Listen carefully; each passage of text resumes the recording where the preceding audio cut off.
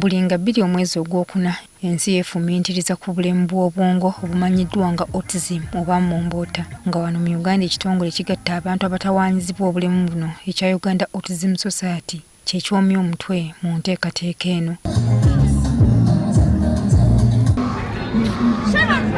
Mwamu ku bantu abeetabye ku mukolo guno ogutegekeddwa ku kisaawe kya katikati Lugogo wano mu Kampala ye Cynthia Kabagambe Luzinda, ng'ono mutabani we Jacob Adrian Luzinda ow'emyaka 14 alina obulwadde buno.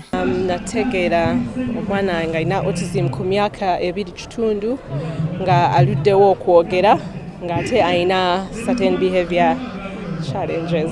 Olw'okuba nti obulemu buno tebulina bujjanjabi bwankalakkalira, Kabagamba agamba nti basinga kwesigama ku kumubudaabuda oba therapy okumuyamba okutambuza obulamu bwe obwa bulijjo. Wabeerawo speech therapy, kuba abamu boogera abamu teboogera, then wabeerawo n'occupational therapy. Kyokka ono agamba nti okulabirira omwana alina autism oba momboota kuba kwewaayo. It takes a lot of patience. It's also a bit expensive. So therapy is not cheap. Okunoonyereza okuliwo ku bulwadde buno kulaga nti abakugu tebannamanya bulungi kiviirako obulemu buno naye nga butawaanya abantu bangi nga ne Uganda mu kitwalidde. Okubala kw'abantu okwakolebwa ekitongole ekivunaanyizibwa ku miwendo ekya Uganda Bureau of Statistics mu 2014 kulaga nti obulemu buno businga kutawaanya abantu abali mu bitundu bya Buganda n'obuvanjuba bw'eggwanga. Nti abaana 7 mu bantu 1,000 balina autism. Kyokka n'abantu abamanyi ku bulemu buno nabo batono nnyo ddala.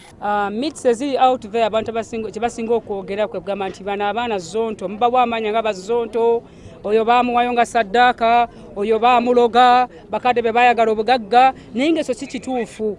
Wano n'ekitongole ekirwanirira abantu abaliko obulemu ekya National Union of Disabled Persons we kisinzidde ne kisaba gavumenti okussa abantu abaliko obulemu nga buno obwa momboota ku mwanjo mu nteekateeka zaayo ez'ebyenjigiriza n'ebyobulamu. Nti gavumenti evuddeyo ne curriculum empya ey'okusomesa abaana bonna, naye abaana abalina autism tusuubira nti curriculum eno era tegenda bayamba.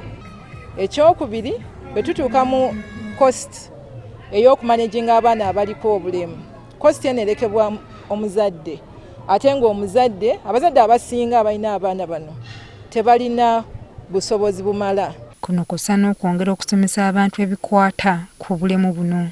Joyce Nakato, NTV, ku ssaawa emu.